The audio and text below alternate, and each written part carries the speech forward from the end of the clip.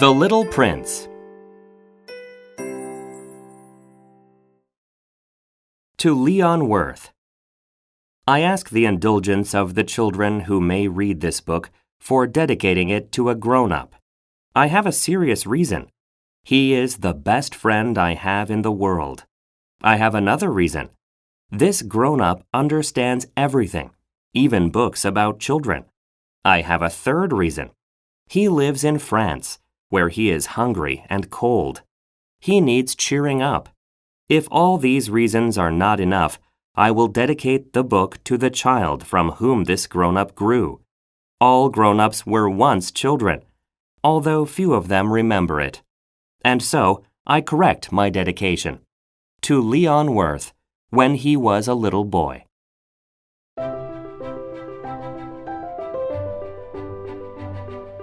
Chapter 1.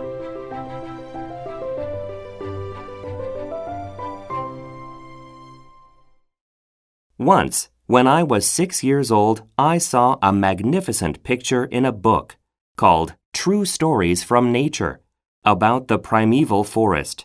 It was a picture of a boa constrictor in the act of swallowing an animal. Here is a copy of the drawing.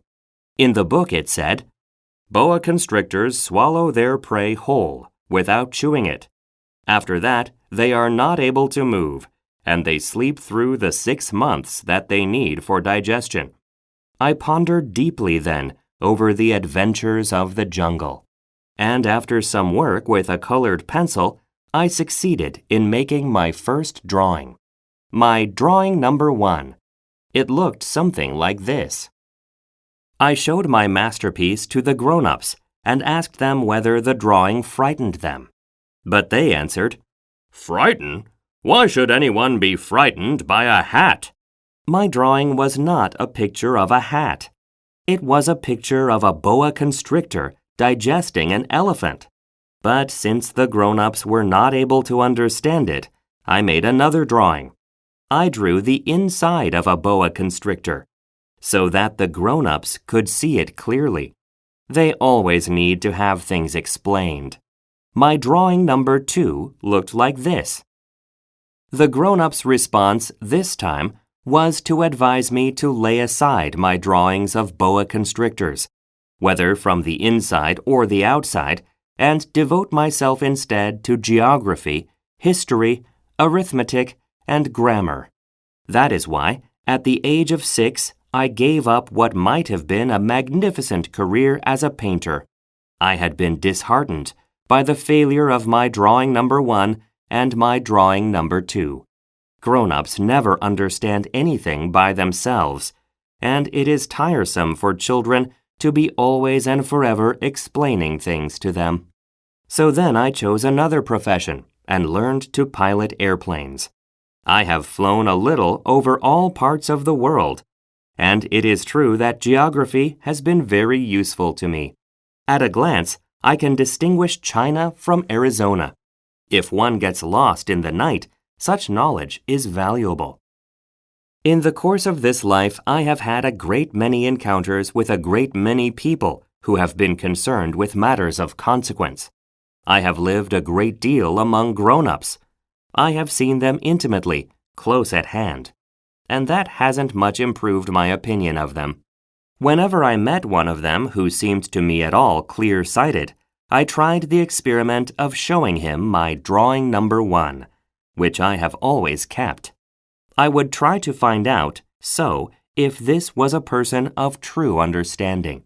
But, whoever it was, he or she would always say, "That is a hat." Then I would never talk to that person about boa constrictors or primeval forests or stars. I would bring myself down to his level.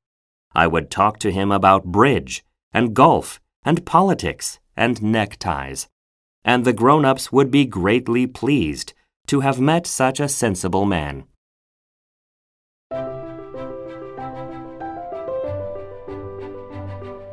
Chapter 2.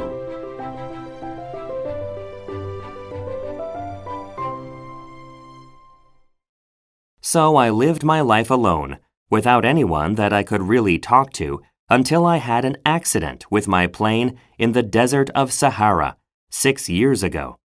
Something was broken in my engine, and as I had with me neither a mechanic nor any passengers, I set myself to attempt the difficult repairs all alone. It was a question of life or death for me. I had scarcely enough drinking water to last a week. The first night, then, I went to sleep on the sand, 1,000 miles from any human habitation. I was more isolated than a shipwrecked sailor on a raft in the middle of the ocean. Thus, you can imagine my amazement at sunrise when I was awakened by an odd little voice. It said, "If you please, draw me a sheep." What? Draw me a sheep. I jumped to my feet, completely thunderstruck. I blinked my eyes hard. I looked carefully all around me, and I saw a most extraordinary small person who stood there examining me with great seriousness. Here you may see the best portrait that later I was able to make of him. But my drawing is certainly very much less charming than its model. That, however, is not my fault. The grown-ups discouraged me in my painter's career when I was 6 years old, and I never learned to draw anything except boas from the outside and boas from the inside. Now I stared at this sudden apparition with my eyes fairly starting out of my head in astonishment. Remember, I had crashed in the desert, 1,000 miles from any inhabited region, and yet my little man seemed neither to be straying uncertainly among the sands, nor to be fainting from fatigue or hunger or thirst or fear. Nothing about him gave any suggestion of a child lost in the middle of the desert, 1,000 miles from any human habitation. When at last I was able to speak, I said to him, "But what are you doing here?" And in answer he repeated very slowly, as if he were speaking of a matter of great consequence, "If you please, draw me a sheep." When a mystery is too overpowering, one dare not disobey. Absurd as it might seem to me, 1,000 miles from any human habitation and in danger of death, I took out of my pocket a sheet of paper and my fountain pen. But then I remembered how my studies had been concentrated on geography, history, arithmetic, and grammar, and I told the little chap, a little crossly too, that I did not know how to draw. He answered me, "That doesn't matter. Draw me a sheep." But I had never drawn a sheep, so I drew for him one of the 2 pictures I had drawn so often. It was that of the boa constrictor from the outside, and I was astounded to hear the little fellow greet it with, "No, no, no! I do not want an elephant inside a boa constrictor. A boa constrictor is a very dangerous creature, and an elephant is very cumbersome. Where I live, everything is very small. What I need is a sheep. Draw me a sheep." So then I made a drawing. He looked at it carefully. Then he said, "No, this sheep is already very sickly. Make me another." So I made another drawing. My friend smiled gently and indulgently. "You see yourself," he said, "that this is not a sheep. This is a ram. It has horns." So then I did my drawing over once more. But it was rejected too, just like the others. "This one is too old.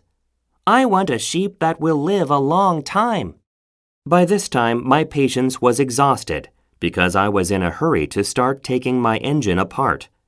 So I tossed off this drawing, and I threw out an explanation with it. "This is only his box. The sheep you asked for is inside." I was very surprised to see a light break over the face of my young judge. "That is exactly the way I wanted it. Do you think that this sheep will have to have a great deal of grass?" "Why?" "Because where I live, everything is very small." "There will surely be enough grass for him," I said. "It is a very small sheep that I have given you." He bent his head over the drawing. Not so small that, look, he has gone to sleep. And that is how I made the acquaintance of the little prince.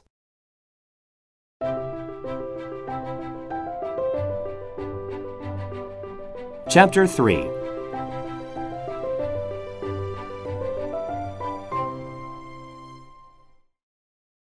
It took me a long time to learn where he came from. The little prince, who asked me so many questions, never seemed to hear the ones I asked him. It was from words dropped by chance that, little by little, everything was revealed to me. The first time he saw my airplane, for instance, I shall not draw my airplane. That would be much too complicated for me. He asked me, "What is that object?" "That is not an object. It flies. It is an airplane. It is my airplane." And I was proud to have him learn that I could fly. He cried out then, "What? You dropped down from the sky?" "Yes," I answered modestly. "Oh, that is funny." And the little prince broke into a lovely peal of laughter, which irritated me very much. I like my misfortunes to be taken seriously. Then he added, "So you too come from the sky? Which is your planet?" At that moment, I caught a gleam of light in the impenetrable mystery of his presence, and I demanded abruptly, "Do you come from another planet?" But he did not reply. He tossed his head gently, without taking his eyes from my plane. "It is true that on that you can't have come from very far away." And he sank into a reverie, which lasted a long time. Then, taking my sheep out of his pocket, he buried himself in the contemplation of his treasure. You can imagine how my curiosity was aroused by this half-confidence about the other planets. I made a great effort, therefore, to find out more on this subject. "My little man, where do you come from? What is this 'where I live' of which you speak? Where do you want to take your sheep?" After a reflective silence, he answered, "The thing that is so good about the box you have given me is that at night he can use it as his house." "That is so. And if you are good, I will give you a string too, so that you can tie him during the day and a post to tie him to." But the little prince seemed shocked by this offer. "Tie him? What a queer idea!" "But if you don't tie him," I said, "he will wander off somewhere and get lost." My friend broke into another peal of laughter. "But where do you think he would go?" "Anywhere. Straight ahead of him." Then the little prince said, earnestly, "That doesn't matter. Where I live, everything is so small." And with perhaps a hint of sadness, he added, "Straight ahead of him, nobody can go very far."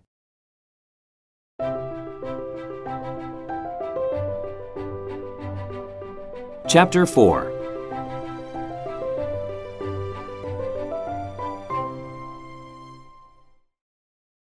I had thus learned a second fact of great importance. This was that the planet the little prince came from was scarcely any larger than a house. But that did not really surprise me much. I knew very well that in addition to the great planets, such as the Earth, Jupiter, Mars, Venus, to which we have given names, there are also hundreds of others, some of which are so small that one has a hard time seeing them through the telescope. When an astronomer discovers one of these, he does not give it a name, but only a number. He might call it, for example, Asteroid 325. I have serious reason to believe that the planet from which the little prince came is the asteroid known as B612. This asteroid has only once been seen through a telescope.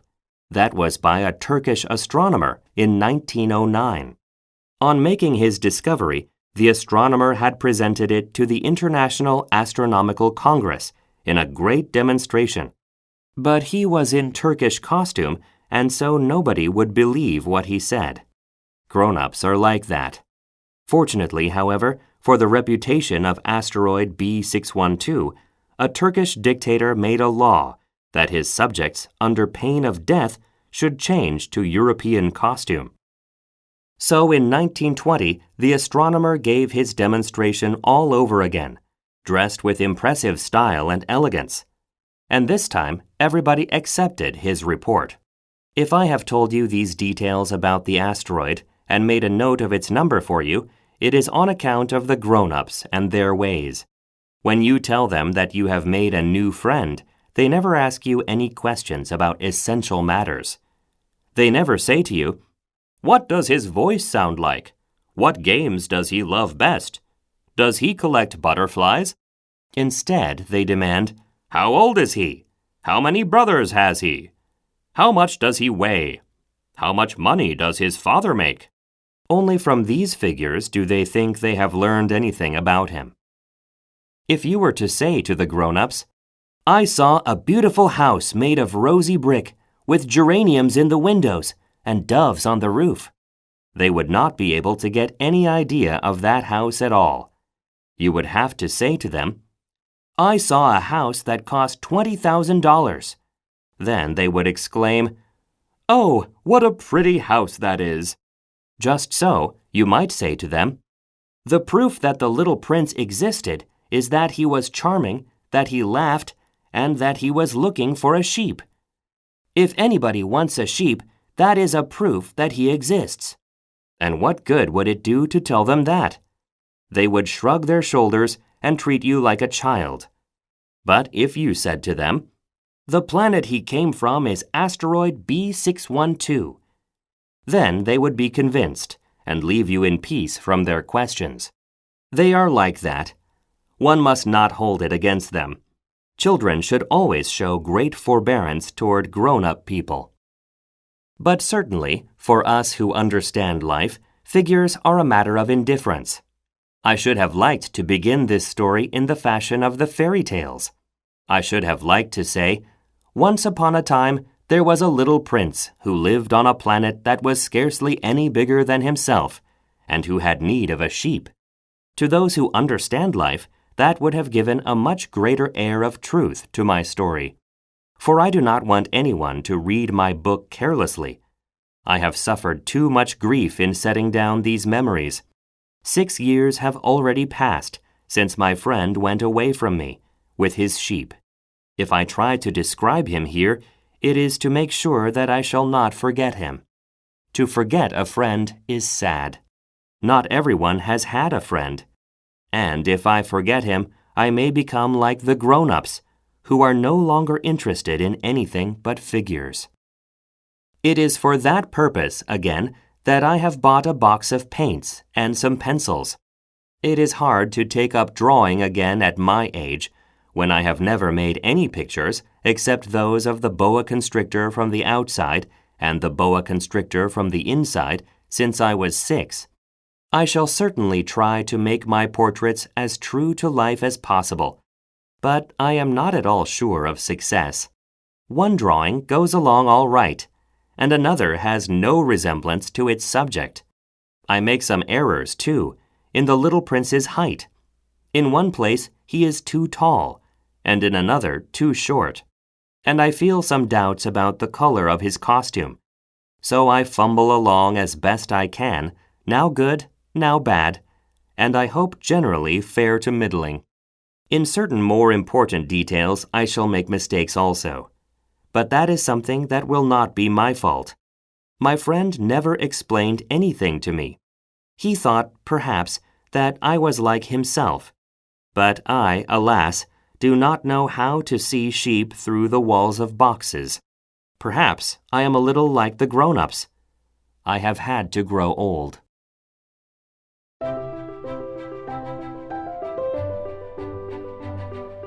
Chapter 5.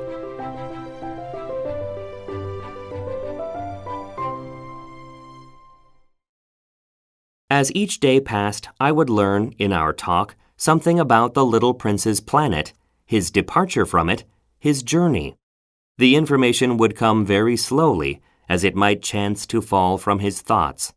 It was in this way that I heard, on the 3rd day, about the catastrophe of the baobabs. This time, once more, I had the sheep to thank for it. for the little prince asked me abruptly, as if seized by a grave doubt, "It is true, isn't it, that sheep eat little bushes?" "Yes, that is true." "Ah, I am glad." I did not understand why it was so important that sheep should eat little bushes, but the little prince added, "Then it follows that they also eat baobabs?" I pointed out to the little prince that baobabs were not little bushes, but, on the contrary, trees as big as castles, and that even if he took a whole herd of elephants away with him, the herd would not eat up one single baobab. The idea of the herd of elephants made the little prince laugh. "We would have to put them one on top of the other," he said. But he made a wise comment. "Before they grow so big, the baobabs start out by being little." "That is strictly correct," I said. "But why do you want the sheep to eat the little baobabs?" He answered me at once. "Oh, come," as if he were speaking of something that was self-evident. And I was obliged to make a great mental effort to solve this problem without any assistance. Indeed, as I learned, there were on the planet where the little prince lived, as on all planets, good plants and bad plants. In consequence, there were good seeds from good plants and bad seeds from bad plants. But seeds are invisible. They sleep deep in the heart of the earth's darkness, until someone among them is seized with the desire to awaken. Then, this little seed will stretch itself and begin, timidly at first, to push a charming little sprig inoffensively upward toward the sun. If it is only a sprout of radish or the sprig of a rosebush, one would let it grow wherever it might wish. But when it is a bad plant, one must destroy it as soon as possible, the very first instant that one recognizes it. Now there were some terrible seeds on the planet that was the home of the little prince, and these were the seeds of the baobab. The soil of that planet was infested with them. A baobab is something you will never be able to get rid of if you attend to it too late. It spreads over the entire planet. It bores clear through it with its roots. And if the planet is too small and the baobabs are too many, they split it in pieces. "It is a question of discipline," the little prince said to me later on. "When you've finished your own toilet in the morning, then it is time to attend to the toilet of your planet, just so, with the greatest care. You must see to it that you pull up regularly all the baobabs at the very first moment, when they can be distinguished from the rose bushes, which they resemble so closely in their earliest youth. It is very tedious work," the little prince added, "but very easy." And one day he said to me, "You ought to make a beautiful drawing so that the children where you live can see exactly how all this is. That would be very useful to them if they were to travel someday. Sometimes," he added, "there is no harm in putting off a piece of work until another day. But when it is a matter of baobabs, that always means a catastrophe. I knew a planet that was inhabited by a lazy man. He neglected 3 little bushes." So, as the little prince described it to me, I have made a drawing of that planet. I do not much like to take the tone of a moralist, but the danger of the baobabs is so little understood, and such considerable risks would be run by anyone who might get lost on an asteroid, that for once I am breaking through my reserve. Children, I say plainly, watch out for the baobabs. My friends, like myself, have been skirting this danger for a long time without ever knowing it. And so it is for them that I have worked so hard over this drawing. The lesson which I pass on by this means is worth all the trouble it has cost me. Perhaps you will ask me, why are there no other drawing in this book as magnificent and impressive as this drawing of the baobabs? The reply is simple. I have tried. But with the others I have not been successful. When I made the drawing of the baobabs, I was carried beyond myself by the inspiring force of urgent necessity.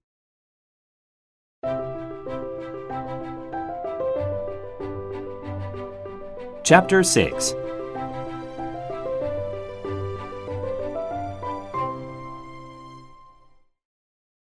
Oh, little prince, bit by bit I came to understand the secrets of your sad little life. For a long time you had found your only entertainment in the quiet pleasure of looking at the sunset. I learned that new detail on the morning of the 4th day, when you said to me, "I am very fond of sunsets. Come, let us go look at a sunset now." "But we must wait," I said. "Wait? For what?" "For the sunset. We must wait until it is time." At first you seemed to be very much surprised, and then you laughed to yourself. You said to me, "I am always thinking that I am at home." Just so. Everybody knows that when it is noon in the United States, the sun is setting over France. If you could fly to France in 1 minute, you could go straight into the sunset, right from noon. Unfortunately, France is too far away for that. But on your tiny planet, my little prince, all you need to do is move your chair a few steps. You can see the day end and the twilight falling whenever you like. "One day," you said to me, "I saw the sunset 44 times. And a little later you added, "You know, one loves the sunset when one is so sad." "Were you so sad then?" I asked, on the day of the 44 sunsets. But the little prince made no reply.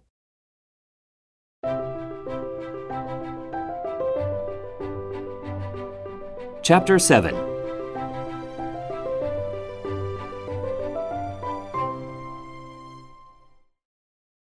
On the 5th day, again, as always, it was thanks to the sheep, the secret of the little prince's life was revealed to me.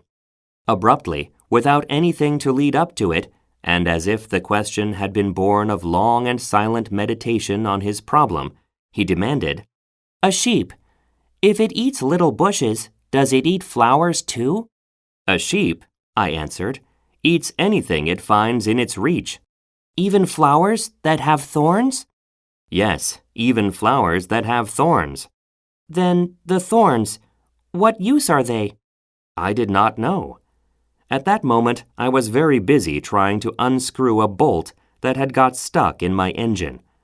I was very much worried, for it was becoming clear to me that the breakdown of my plane was extremely serious. And I had so little drinking water left that I had to fear for the worst. "The thorns, what use are they?" The little prince never let go of a question once he had asked it.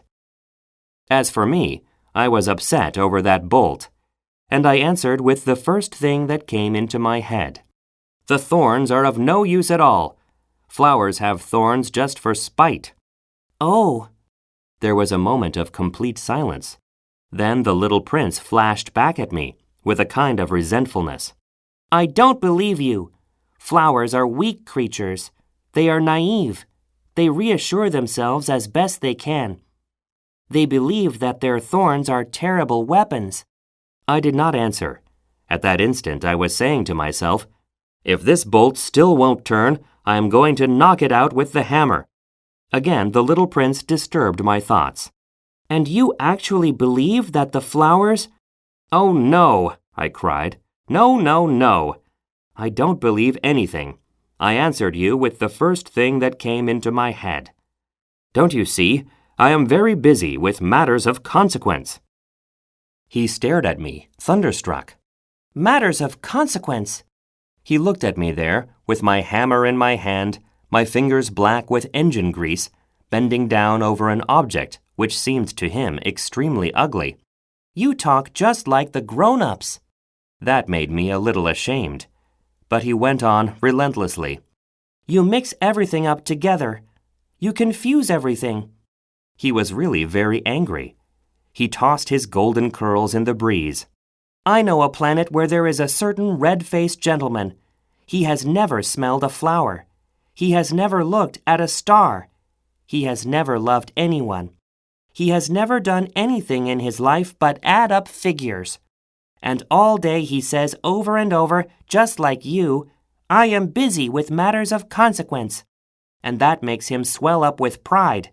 But he is not a man, he is a mushroom." "A what?" "A mushroom!" The little prince was now white with rage. "The flowers have been growing thorns for millions of years. For millions of years the sheep have been eating them just the same. And it is not a matter of consequence to try to understand why the flowers go to so much trouble to grow thorns which are never of any use to them? Is the warfare between the sheep and the flowers not important? Is this not of more consequence than a fat, red-faced gentleman's sums? And if I know, I myself, one flower which is unique in the world, which grows nowhere but on my planet, but which one little sheep can destroy in a single bite some morning, without even noticing what he is doing, oh, you think that is not important?" His face turned from white to red as he continued. "If someone loves a flower, of which just one single blossom grows in all the millions and millions of stars, it is enough to make him happy just to look at the stars. He can say to himself, 'Somewhere, my flower is there.' But if the sheep eats the flower, in one moment all his stars will be darkened. And you think that is not important?" He could not say anything more. His words were choked by sobbing. The night had fallen. I had let my tools drop from my hands. Of what moment now was my hammer, my bolt, or thirst, or death? On one star, one planet, my planet, the earth, there was a little prince to be comforted. I took him in my arms and rocked him. I said to him, "The flower that you love is not in danger. I will draw you a muzzle for your sheep. I will draw you a railing to put around your flower. I did not know what to say to him. I felt awkward and blundering. I did not know how I could reach him, where I could overtake him and go on hand in hand with him once more. It is such a secret place, the land of tears.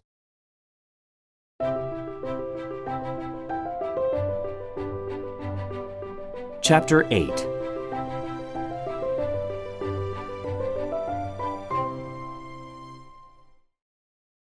I soon learned to know this flower better.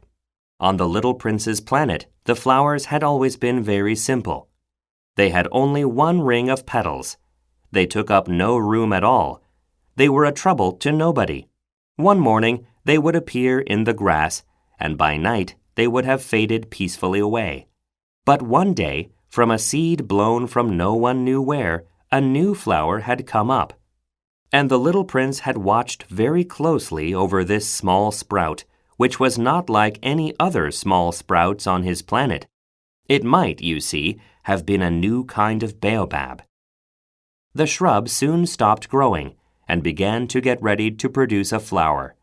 The little prince, who was present at the first appearance of a huge bud, felt at once that some sort of miraculous apparition must emerge from it.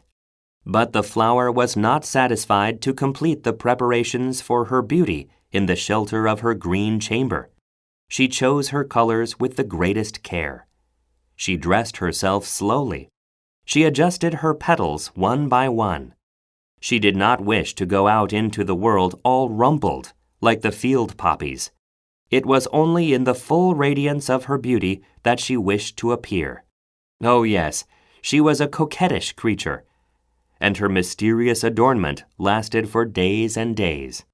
Then one morning, exactly at sunrise, she suddenly showed herself.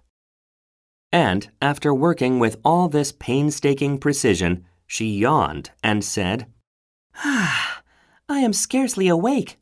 I beg that you will excuse me. My petals are still all disarranged." But the little prince could not restrain his admiration. "Oh, how beautiful you are!" "Am I not?" the flower responded sweetly. "And I was born at the same moment as the sun." The little prince could guess easily enough that she was not any too modest, but how moving and exciting she was. "I think it is time for breakfast," she added an instant later. "If you would have the kindness to think of my needs." And the little prince, completely abashed, went to look for a sprinkling can of fresh water. So he tended the flower. So, too, she began very quickly to torment him with her vanity, which was, if the truth be known, a little difficult to deal with. One day, for instance, when she was speaking of her 4 thorns, she said to the little prince, "Let the tigers come with their claws." "There are no tigers on my planet," the little prince objected. "And anyway, tigers do not eat weeds." "I am not a weed," the flower replied sweetly. "Please excuse me." "I am not at all afraid of tigers," she went on, "but I have a horror of drafts. I suppose you wouldn't have a screen for me?" "A horror of drafts? That is bad luck for a plant," remarked the little prince, and added to himself, "This flower is a very complex creature." "At night, I want you to put me under a glass globe. It is very cold where you live, in the place I came from." But she interrupted herself at that point. She had come in the form of a seed. She could not have known anything of any other worlds. Embarrassed over having let herself be caught on the verge of such a naive untruth, she coughed 2 or 3 times in order to put the little prince in the wrong. "The screen?" "I was just going to look for it when you spoke to me." Then she forced her cough a little more, so that he should suffer from remorse just the same. So the little prince, in spite of all the good will that was inseparable from his love, had soon come to doubt her. He had taken seriously words which were without importance, and it made him very unhappy. "I ought not to have listened to her," he confided to me one day. "One never ought to listen to the flowers. One should simply look at them and breathe their fragrance. Mine perfumed all my planet, but I did not know how to take pleasure in all her grace. This tale of claws, which disturbed me so much, should only have filled my heart with tenderness and pity." And he continued his confidences. "The fact is that I did not know how to understand anything. I ought to have judged by deeds and not by words. She cast her fragrance and her radiance over me. I ought never to have run away from her. I ought to have guessed all the affection that lay behind her poor little stratagems. Flowers are so inconsistent. But I was too young to know how to love her."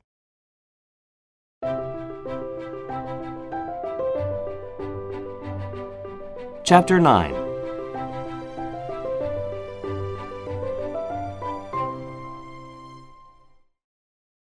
I believe that for his escape he took advantage of the migration of a flock of wild birds. On the morning of his departure, he put his planet in perfect order. He carefully cleaned out his active volcanoes. He possessed 2 active volcanoes, and they were very convenient for heating his breakfast in the morning. He also had 1 volcano that was extinct. But, as he said, "One never knows." So he cleaned out the extinct volcano too. If they are well cleaned out, volcanoes burn slowly and steadily, without any eruptions. Volcanic eruptions are like fires in a chimney. On our Earth, we are obviously much too small to clean out our volcanoes. That is why they bring no end of trouble upon us. The little prince also pulled up, with a certain sense of dejection, the last little shoots of the baobabs.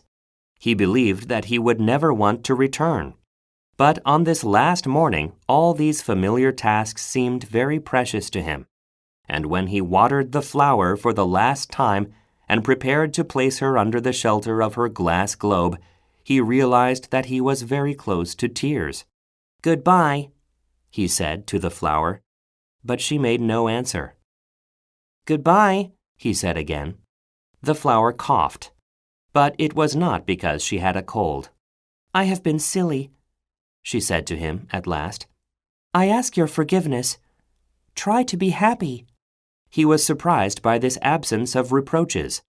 He stood there all bewildered, the glass globe held arrested in mid-air. He did not understand this quiet sweetness. "Of course, I love you," the flowers said to him. "It is my fault that you have not known it all the while. That is of no importance. But you have been just as foolish as I. try to be happy. Let the glass globe be. I don't want it anymore. But the wind. My cold is not so bad as all that.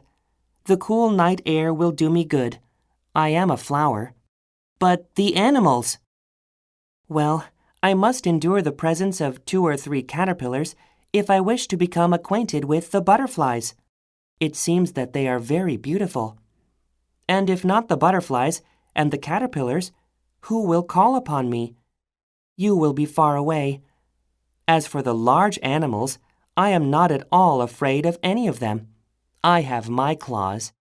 And naively, she showed her 4 thorns. Then she added, Don't linger like this.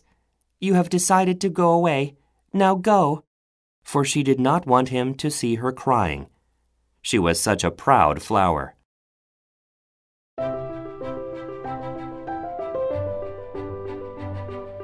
Chapter 10.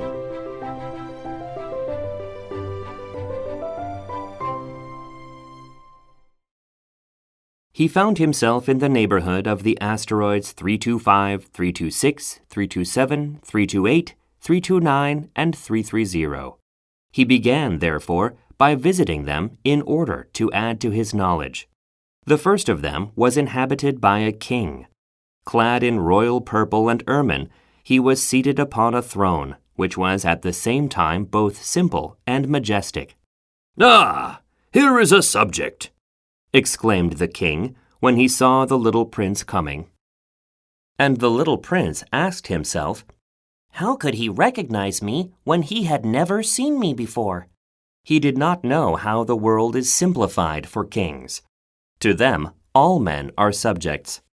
"Approach, so that I may see you better," said the king, who felt consumingly proud of being at last a king over somebody. The little prince looked everywhere to find a place to sit down, but the entire planet was crammed and obstructed by the king's magnificent ermine robe. So he remained standing upright, and since he was tired, he yawned.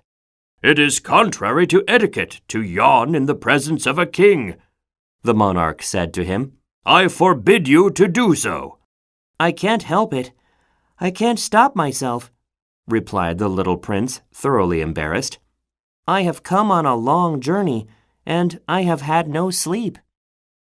"Ah, then," the king said, "I order you to yawn.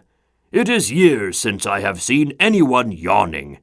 Yawns, to me, are objects of curiosity. Come now, yawn again.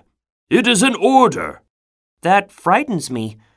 I cannot any more, murmured the little prince, now completely abashed.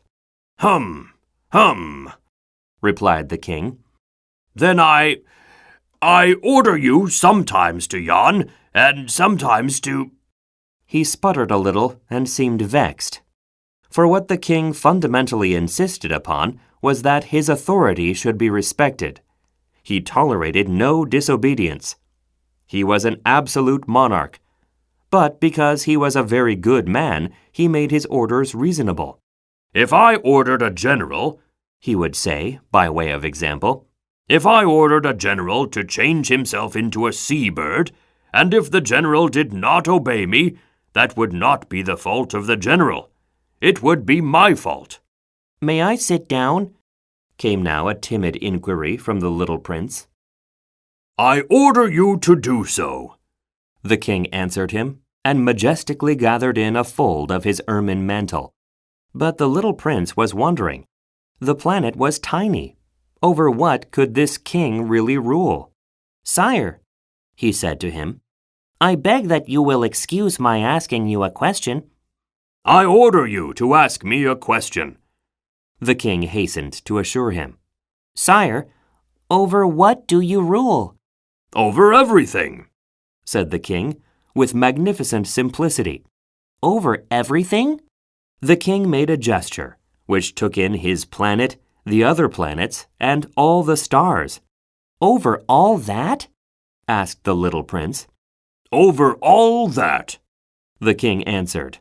For his rule was not only absolute, it was also universal.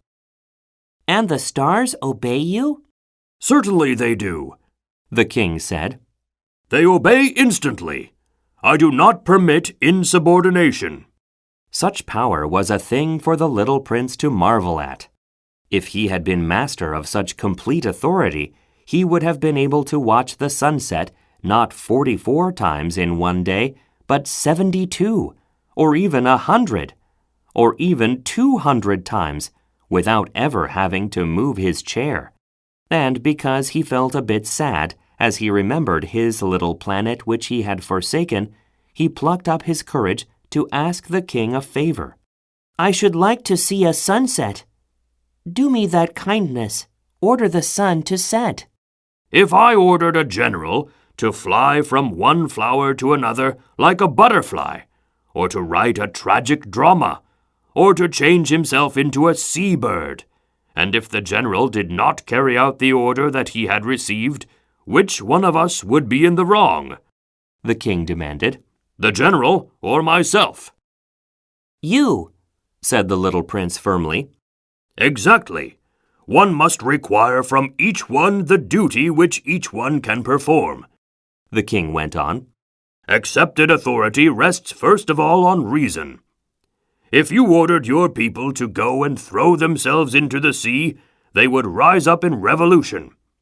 I have the right to require obedience because my orders are reasonable. Then my sunset?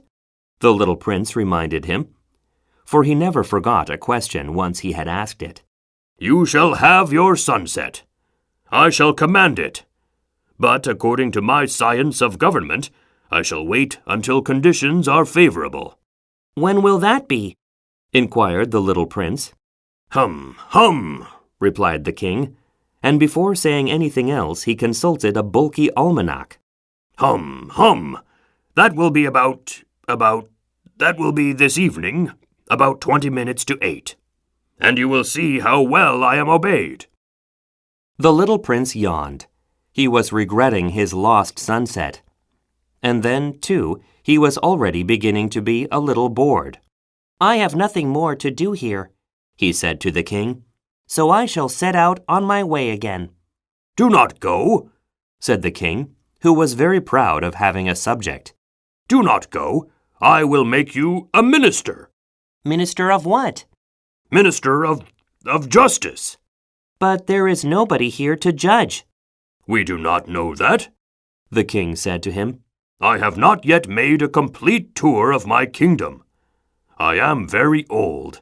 There is no room here for a carriage, and it tires me to walk. Oh, but I have looked already, said the little prince, turning around to give one more glance to the other side of the planet. On that side, as on this, there was nobody at all. Then you shall judge yourself, the king answered. That is the most difficult thing of all. It is much more difficult to judge oneself than to judge others. If you succeed in judging yourself rightly, then you are indeed a man of true wisdom. Yes, said the little prince. But I can judge myself anywhere. I do not need to live on this planet. Hum, said the king. I have good reason to believe that somewhere on my planet there is an old rat. I hear him at night. You can judge this old rat. From time to time, you will condemn him to death.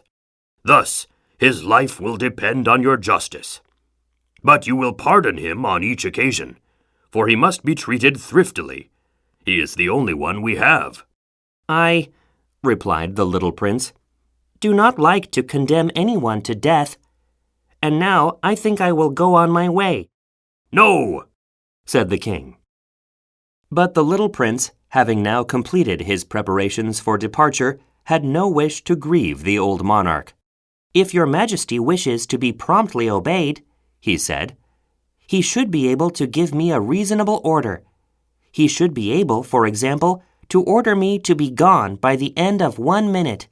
It seems to me that conditions are favorable. As the king made no answer, the little prince hesitated a moment. Then, with a sigh, he took his leave. I make you my ambassador, the king called out hastily. He had a magnificent air of authority. The grown-ups are very strange, the little prince said to himself as he continued on his journey.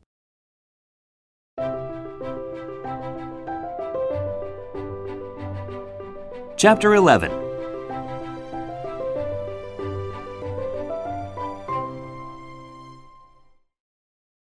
The second planet was inhabited by a conceited man. Ah! I am about to receive a visit from an admirer, he exclaimed from afar when he first saw the little prince coming. For to conceited men, all other men are admirers. "Good morning," said the little prince. "That is a queer hat you are wearing." "It is a hat for salutes," the conceited man replied. "It is to raise in salute when people acclaim me.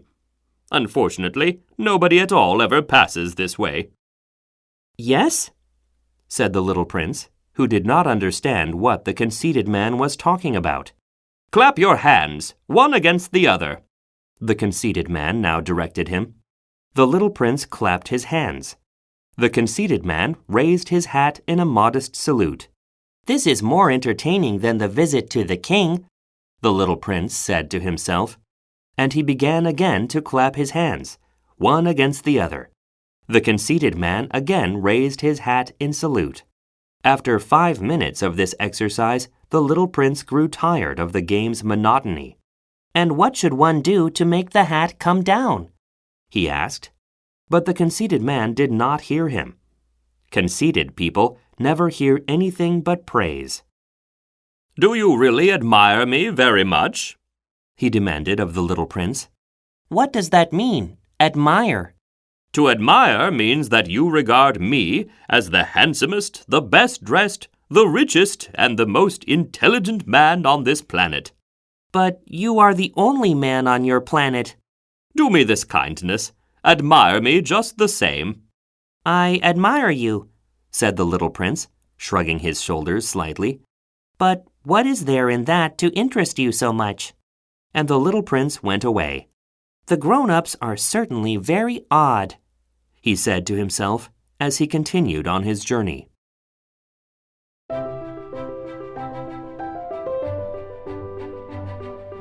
Chapter 12.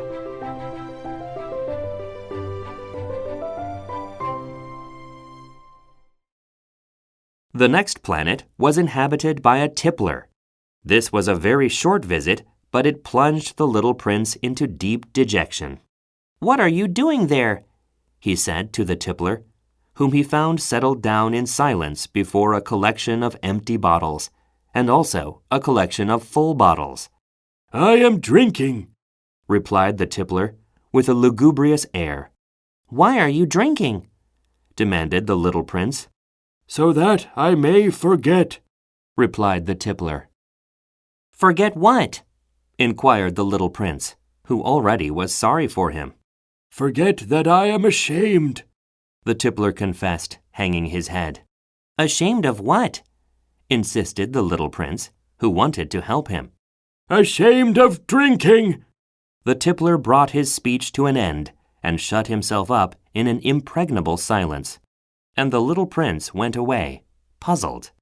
"The grown-ups are certainly very, very odd," he said to himself as he continued on his journey.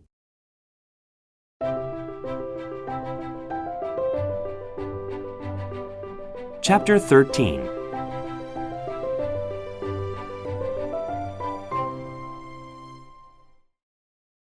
The fourth planet belonged to a businessman. This man was so much occupied that he did not even raise his head at the little prince's arrival. "Good morning," the little prince said to him. "Your cigarette has gone out." 3 and 2 make 5.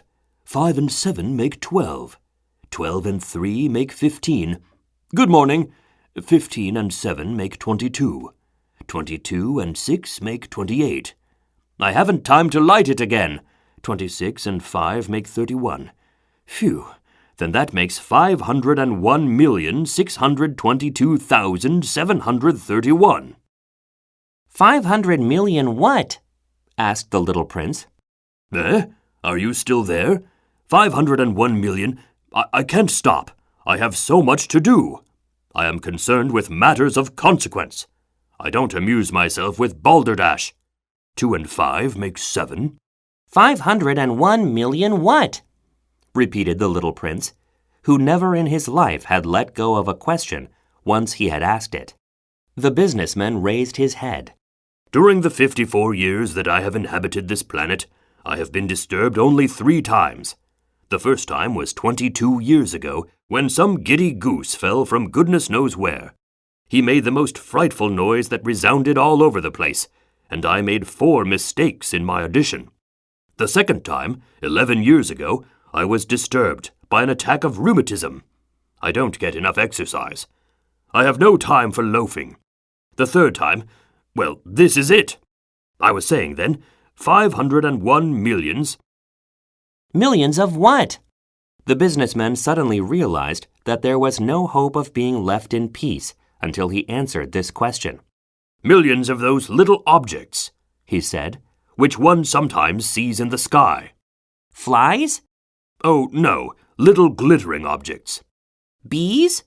Oh, no, little golden objects that set lazy men to idle dreaming. As for me, I'm concerned with matters of consequence. There is no time for idle dreaming in my life. Ah, you mean the stars? Yes, that's it, the stars. And what do you do with 500 millions of stars? 501,622,731. I am concerned with matters of consequence. I am accurate. And what do you do with these stars? What do I do with them? Yes. Nothing. I own them. You own the stars? Yes. But I have already seen a king who... Kings do not own, they reign over. It is a very different matter. And what good does it do you to own the stars? It does me the good of making me rich. And what good does it do you to be rich? It makes it possible for me to buy more stars, if any are discovered.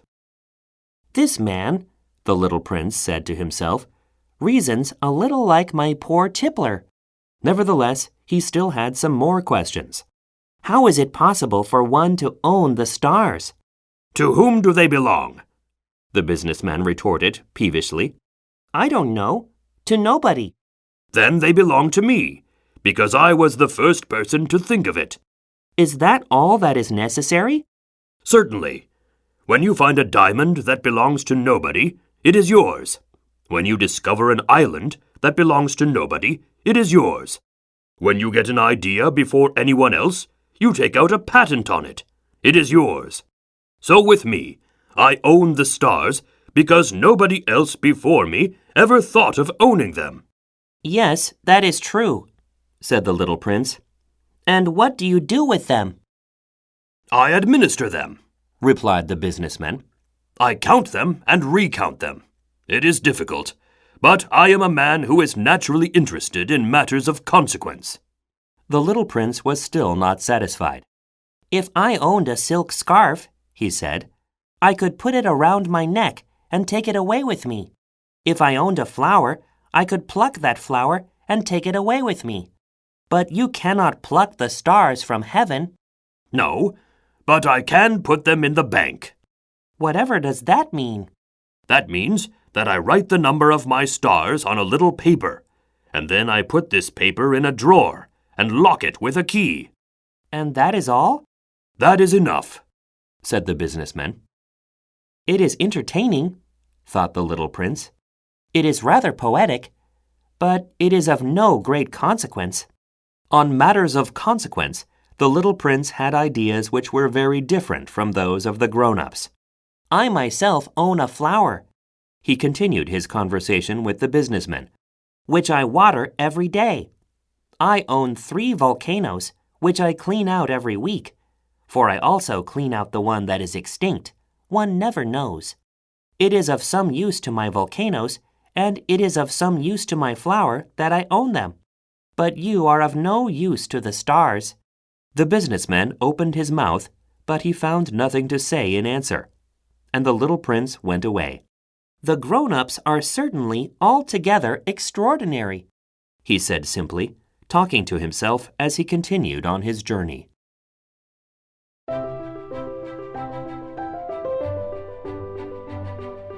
Chapter 14.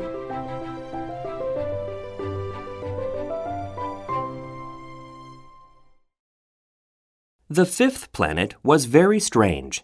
It was the smallest of all. There was just enough room on it for a street lamp and a lamplighter. The little prince was not able to reach any explanation of the use of a street lamp and a lamplighter somewhere in the heavens on a planet which had no people and not one house. But he said to himself, nevertheless, "It may well be that this man is absurd, but he is not so absurd as the king, the conceited man, the businessman, and the tippler, for at least his work has some meaning. When he lights his street lamp, it is as if he brought one more star to life, or one flower. When he puts out his lamp, he sends the flower or the star to sleep. That is a beautiful occupation. And since it is beautiful, it is truly useful." When he arrived on the planet, he respectfully saluted the lamplighter. "Good morning. Why have you just put out your lamp?" "Those are the orders," replied the lamplighter. "Good morning." "What are the orders?" "The orders are that I put out my lamp. Good evening." And he lighted his lamp again. "But why have you just lighted it again?" "Those are the orders," replied the lamplighter. "I do not understand," said the little prince. "There is nothing to understand," said the lamplighter. "Orders are orders. Good morning." And he put out his lamp. Then he mopped his forehead with a handkerchief decorated with red squares. "I follow a terrible profession. In the old days it was reasonable. I put the lamp out in the morning, and in the evening I lighted it again. I had the rest of the day for relaxation and the rest of the night for sleep." "And the orders have been changed since that time?" "The orders have not been changed," said the lamplighter. "That is the tragedy. From year to year the planet has turned more rapidly, and the orders have not been changed." "Then what?" asked the little prince. "Then the planet now makes a complete turn every minute, and I no longer have a single second for repose. Once every minute I have to light my lamp and put it out." "That is very funny. A day lasts only 1 minute here where you live?" "It is not funny at all," said the lamplighter. "While we have been talking together, a month has gone by." "A month?" "Yes, a month. 30 minutes. 30 days. Good evening." And he lighted his lamp again. As the little prince watched him, he felt that he loved this lamplighter who was so faithful to his orders. He remembered the sunsets which he himself had gone to seek in other days merely by pulling up his chair, and he wanted to help his friend. "You know," he said, "I can tell you a way you can rest whenever you want to." "I always want to rest," said the lamplighter, for it is possible for a man to be faithful and lazy at the same time. The little prince went on with his explanation. "Your planet is so small that 3 strides will take you all the way around it. To be always in the sunshine, you need only walk along rather slowly. When you want to rest, you will walk, and the day will last as long as you like." "That doesn't do me much good," said the lamplighter. "The one thing I love in life is to sleep." "Then you're unlucky," said the little prince. "I am unlucky," said the lamplighter. "Good morning." And he put out his lamp. "That man," said the little prince to himself as he continued farther on his journey, "that man would be scorned by all the others, by the king, by the conceited man, by the tippler, by the businessman. Nevertheless, he is the only one of them all who does not seem to me ridiculous. Perhaps that is because he is thinking of something else besides himself." He breathed a sigh of regret and said to himself again, "That man is the only one of them all whom I could have made my friend. But his planet is indeed too small. There is no room on it for 2 people. What the little prince did not dare confess was that he was sorry most of all to leave this planet because it was blessed every day with 1,440 sunsets.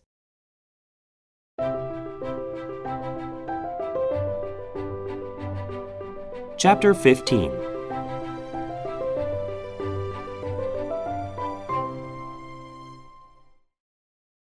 The sixth planet was 10 times larger than the last one. It was inhabited by an old gentleman who wrote voluminous books. "Oh, look! Here is an explorer!" he exclaimed to himself when he saw the little prince coming. The little prince sat down on the table and panted a little. He had already traveled so much and so far. "Where do you come from?" the old gentleman said to him. What is that big book? Said the little prince. What are you doing? "I am a geographer," said the old gentleman. What is a geographer? Asked the little prince. "A geographer is a scholar who knows the location of all the seas, rivers, towns, mountains, and deserts." That is very interesting, said the little prince. Here at last is a man who has a real profession. And he cast a look around him at the planet of the geographer. It was the most magnificent and stately planet that he had ever seen. Your planet is very beautiful, he said. Has it any oceans?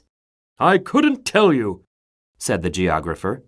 Ah, The little prince was disappointed. has it any mountains? "I couldn't tell you," said the geographer. And towns? And rivers? And deserts? "I couldn't tell you that either." But you are a geographer. "Exactly," The geographer said. "but I am not an explorer. I haven't a single explorer on my planet. It is not the geographer who goes out to count the towns, the rivers, the mountains, the seas, the oceans, and the deserts. The geographer is much too important to go loafing about.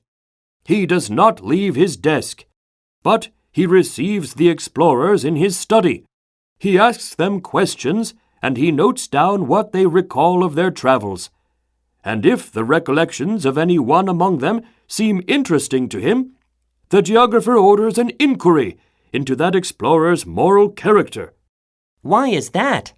Because an explorer who told lies would bring disaster on the books of the geographer. So would an explorer who drank too much. Why is that? Asked the little prince. Because intoxicated men see double. Then the geographer would note down 2 mountains in a place where there was only 1. I know someone, said the little prince, who would make a bad explorer. That is possible. Then, when the moral character of the explorer is shown to be good, an inquiry is ordered into his discovery. One goes to see it? No, that would be too complicated. But one requires the explorer to furnish proofs. For example, if the discovery in question is that of a large mountain, one requires that large stones be brought back from it. The geographer was suddenly stirred to excitement. But you come from far away. You are an explorer. You shall describe your planet to me. And having opened his big register, the geographer sharpened his pencil. The recitals of explorers are put down first in pencil. One waits until the explorer has furnished proofs before putting them down in ink.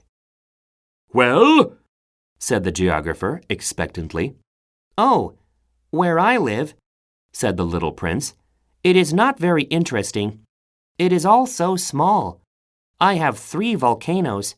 2 volcanoes are active and the other is extinct. But one never knows. "One never knows," said the geographer. I have also a flower. "We do not record flowers," said the geographer. Why is that? The flower is the most beautiful thing on my planet.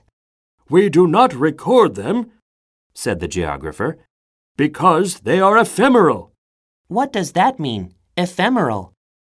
Geographies, said the geographer, are the books which of all books are most concerned with matters of consequence. They never become old-fashioned. It is very rarely that a mountain changes its position.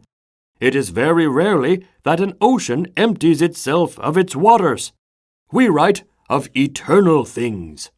But extinct volcanoes may come to life again, the little prince interrupted. What does that mean, ephemeral?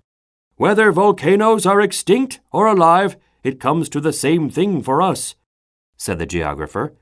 The thing that matters to us is the mountain. It does not change. But what does that mean, ephemeral? Repeated the little prince, who never in his life had let go of a question once he had asked it. It means which is in danger of speedy disappearance. Is my flower in danger of speedy disappearance? Certainly it is.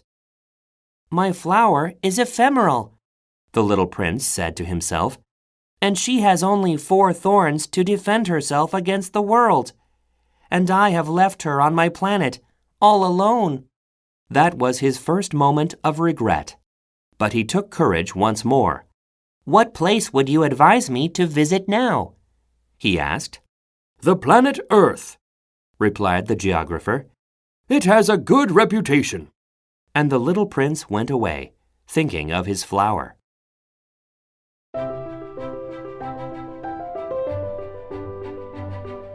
Chapter 16.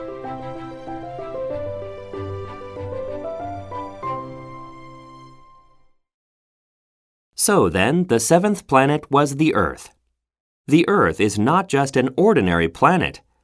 One can count there 111 kings, not forgetting, to be sure, the Negro kings among them, 7,000 geographers, 900,000 businessmen, 7,500,000 tipplers, 311 million conceited men, that is to say, about 2 billion grown-ups.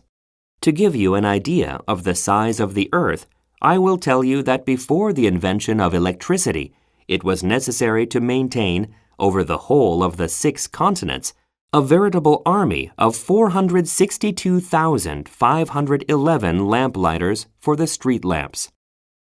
Seen from a slight distance, that would make a splendid spectacle. The movements of this army would be regulated like those of the ballet in the opera. First would come the turn of the lamplighters of New Zealand and Australia. Having set their lamps alight, these would go off to sleep. Next, the lamplighters of China and Siberia would enter for their steps in the dance. And then they, too, would be waved back into the wings. After that would come the turn of the lamplighters of Russia and the Indies, then those of Africa and Europe, then those of South America, then those of North America. And never would they make a mistake in the order of their entry upon the stage. It would be magnificent. Only the man who was in charge of the single lamp at the North Pole, and his colleague who was responsible for the single lamp at the South Pole, only these two would live free from toil and care. They would be busy twice a year.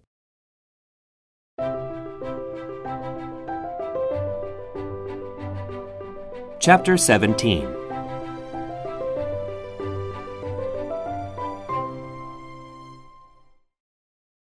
When one wishes to play the wit, he sometimes wanders a little from the truth.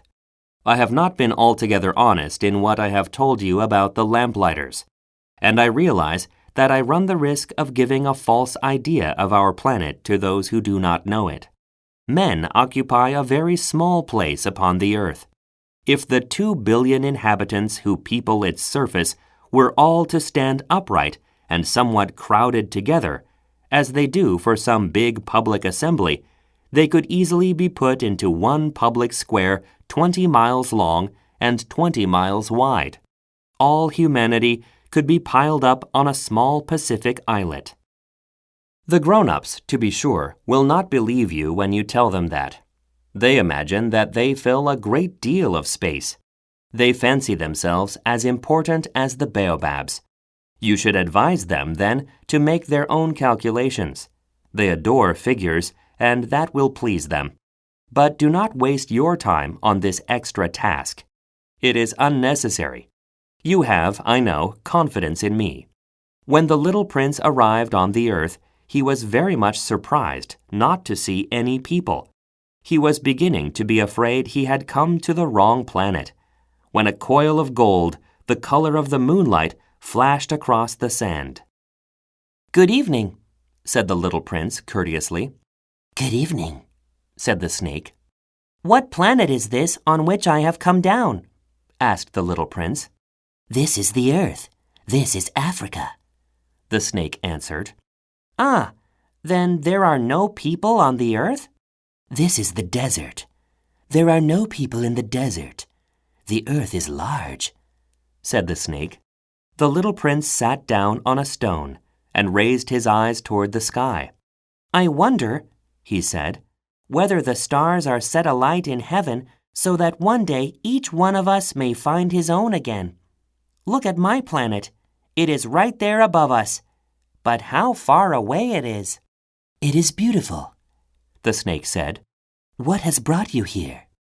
I have been having some trouble with a flower, said the little prince. Ah, said the snake, and they were both silent. Where are the men? The little prince at last took up the conversation again. It is a little lonely in the desert. It is also lonely among men, the snake said.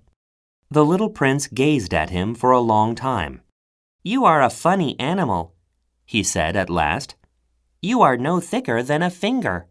But I am more powerful than the finger of a king, said the snake. The little prince smiled. You are not very powerful.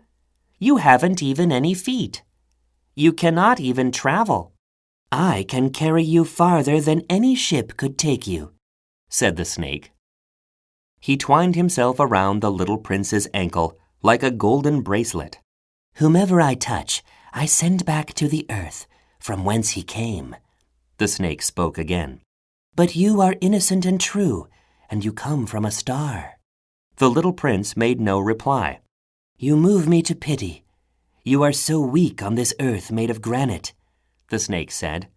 I can help you some day, if you grow too homesick for your own planet. I can... Oh, I understand you very well, said the little prince. But why do you always speak in riddles? I solve them all, said the snake. And they were both silent.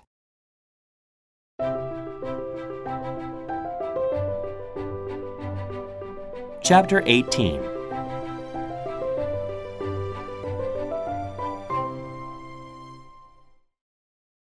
The little prince crossed the desert and met with only one flower. It was a flower with 3 petals, a flower of no account at all. Good morning, said the little prince.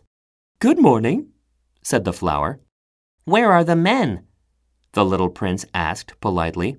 The flower had once seen a caravan passing. Men? She echoed. I think there are 6 or 7 of them in existence. I saw them several years ago, but one never knows where to find them. The wind blows them away. They have no roots, and that makes their life very difficult. Goodbye, said the little prince. Goodbye, said the flower.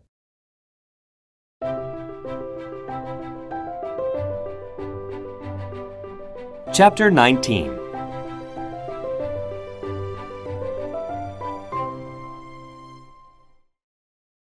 After that, the little prince climbed a high mountain. The only mountains he had ever known were the 3 volcanoes, which came up to his knees, and he used the extinct volcano as a footstool.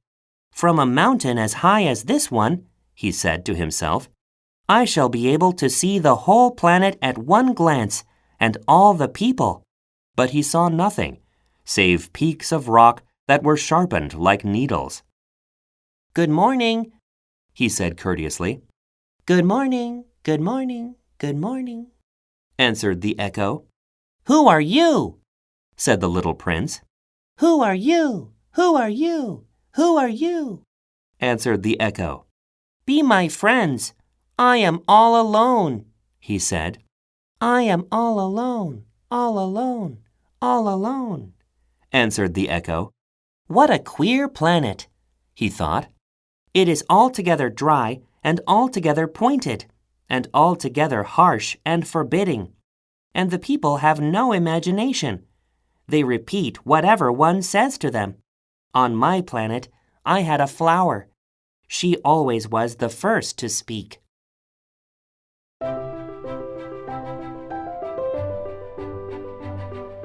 Chapter 20.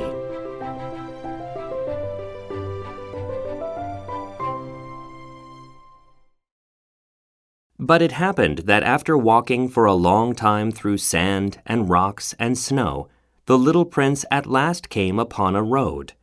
And all roads lead to the abodes of men. Good morning, he said. He was standing before a garden, all abloom with roses. Good morning, said the roses. The little prince gazed at them. They all looked like his flower. Who are you? He demanded, thunderstruck. We are roses, the roses said. And he was overcome with sadness.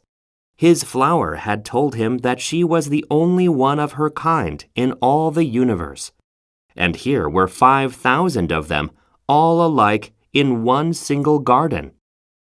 She would be very much annoyed, he said to himself.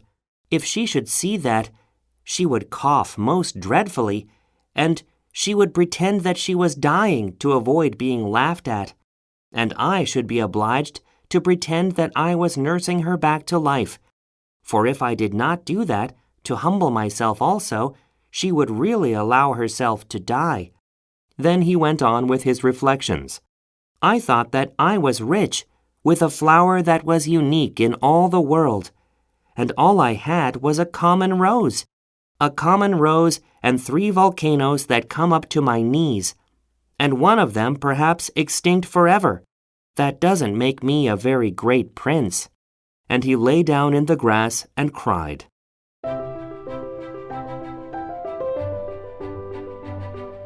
Chapter 21.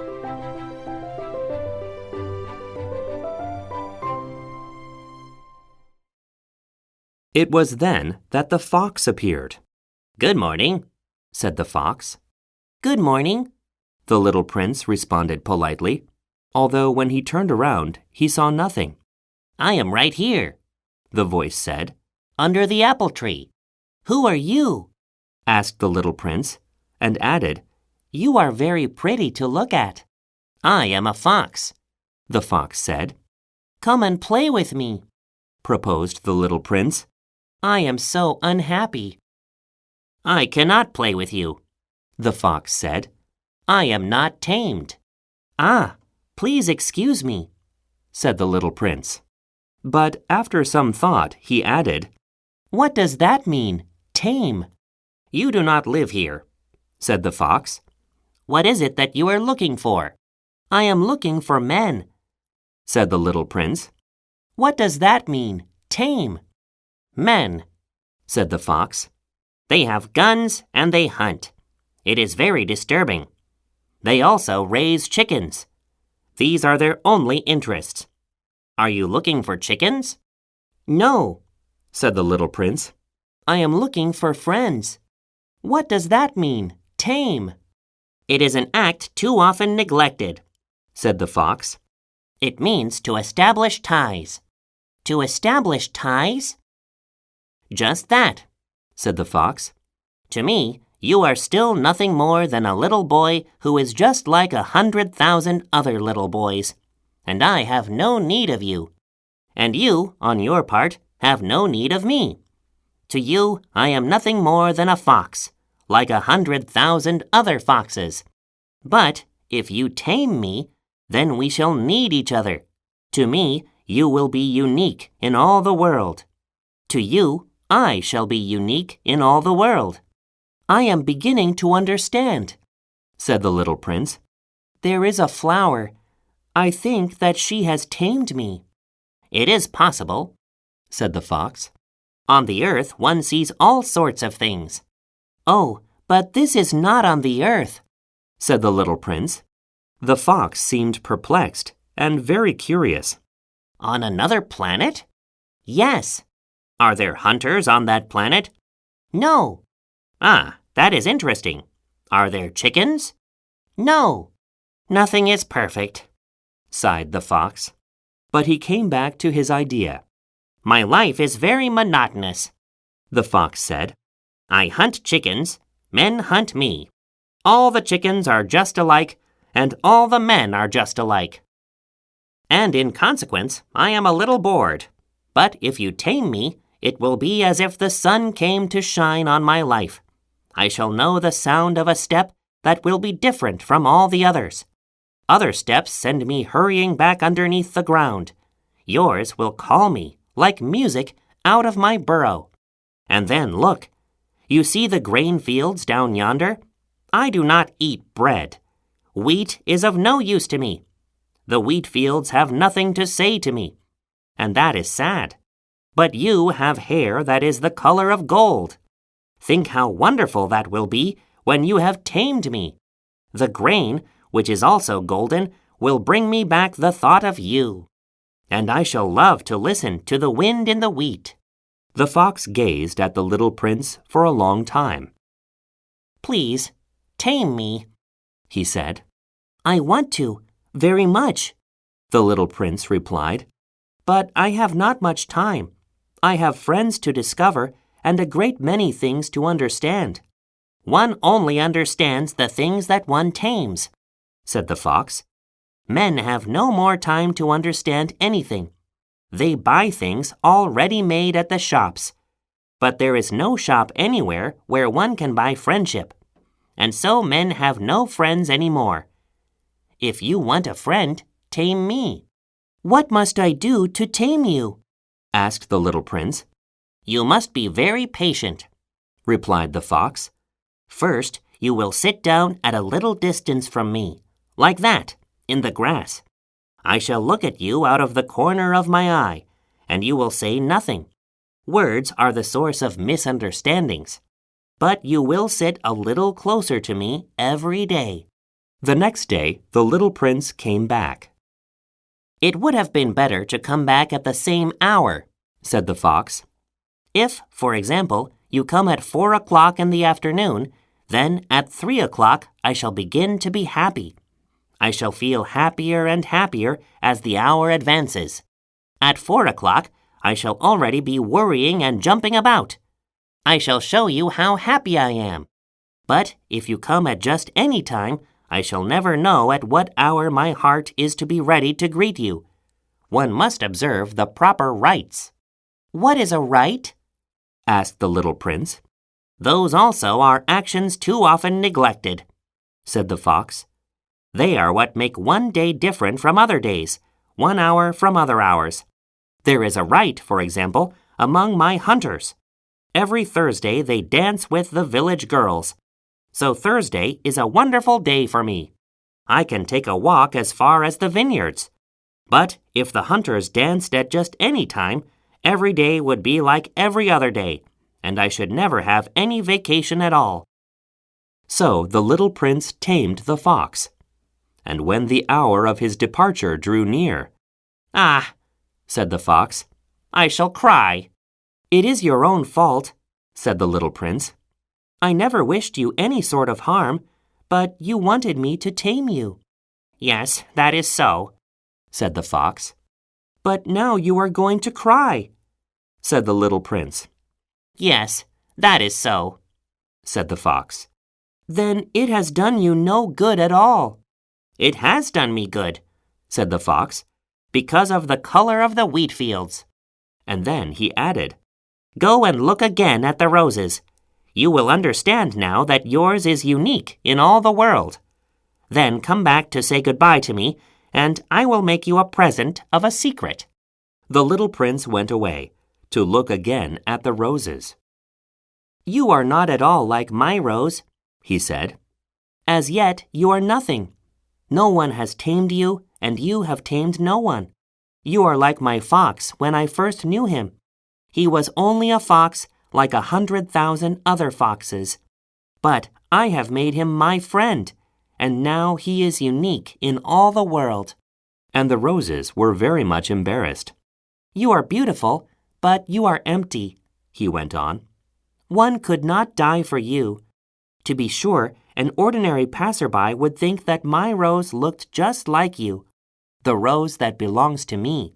But in herself alone, she is more important than all the hundreds of you other roses, because it is she that I have watered, because it is she that I have put under the glass globe, because it is she that I have sheltered behind the screen, because it is for her that I have killed the caterpillars, except the 2 or 3 that we saved to become butterflies, because it is she that I have listened to when she grumbled or boasted, or ever sometimes when she said nothing, because she is my rose. And he went back to meet the fox. Goodbye, he said. goodbye, said the fox. and now here is my secret. A very simple secret. It is only with the heart that one can see rightly. What is essential is invisible to the eye.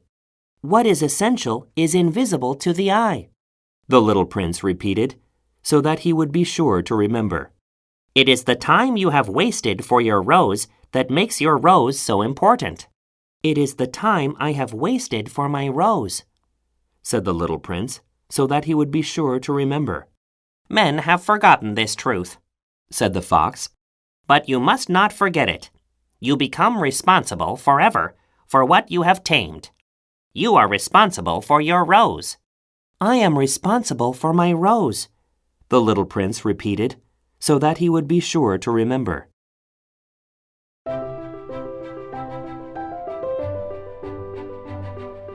Chapter 22.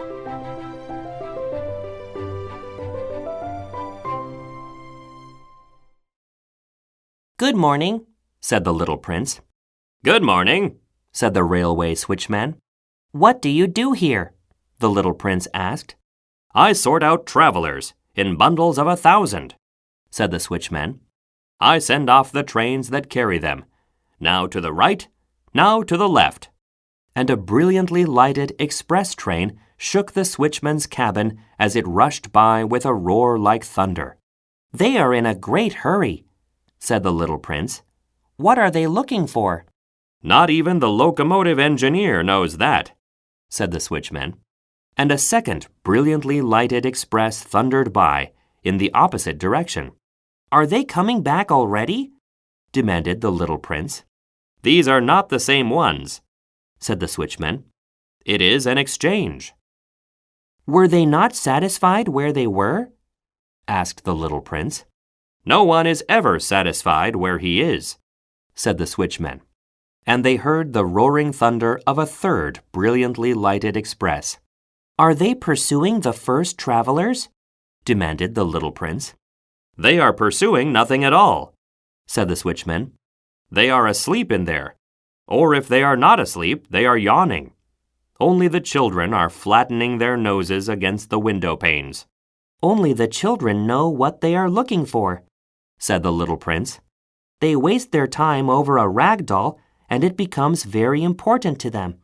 And if anybody takes it away from them, they cry. They are lucky, The switchman said.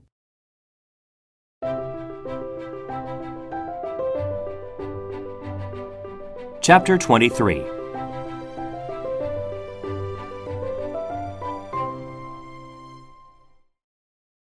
Good morning, Said the little prince. Good morning, Said the merchant. This was a merchant who sold pills that had been invented to quench thirst. You need only swallow 1 pill a week, and you would feel no need of anything to drink. Why are you selling those? Asked the little prince. Because they save a tremendous amount of time, Said the merchant. Computations have been made by experts. With these pills, you save 53 minutes in every week. And what do I do with those 53 minutes? Anything you like. As for me, Said the little prince to himself, if I had 53 minutes to spend as I liked, I should walk at my leisure toward a spring of fresh water.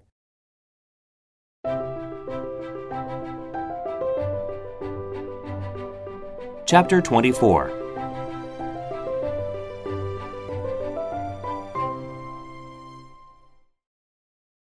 It was now the 8th day since I had had my accident in the desert, and I had listened to the story of the merchant as I was drinking the last drop of my water supply.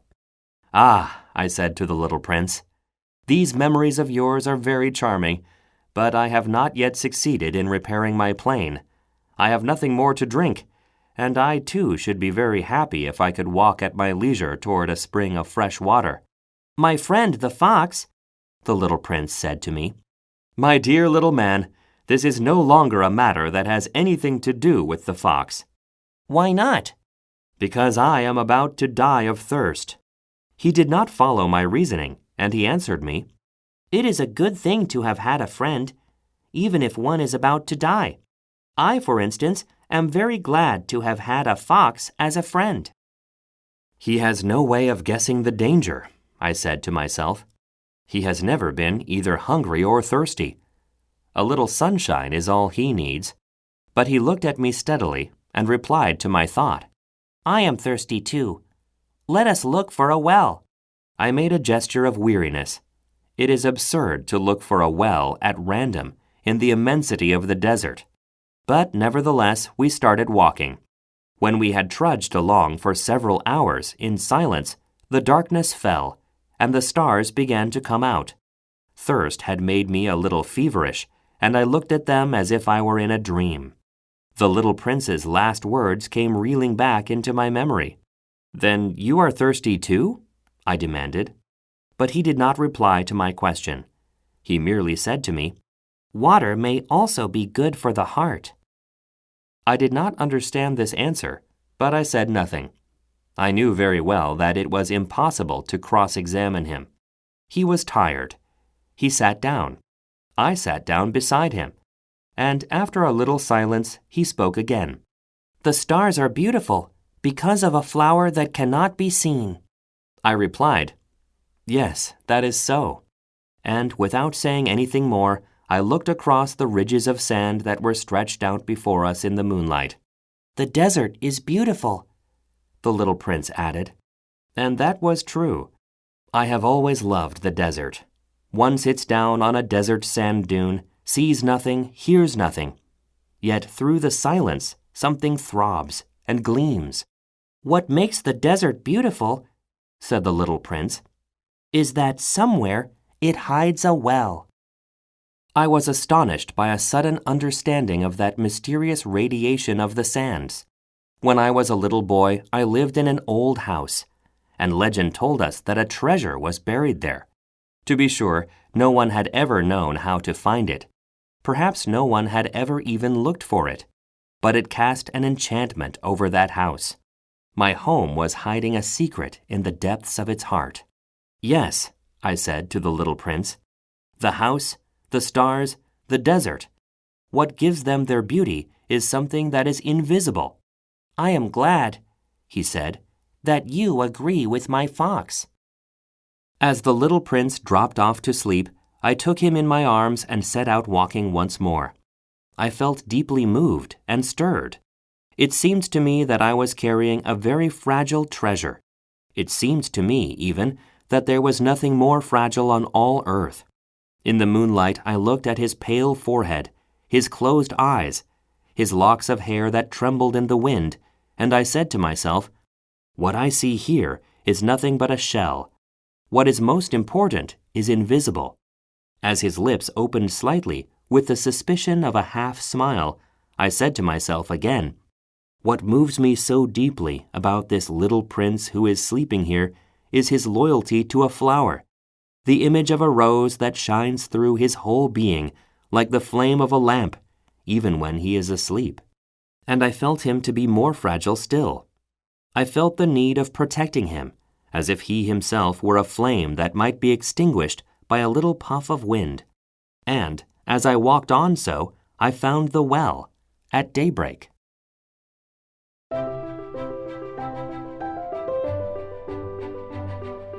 Chapter 25.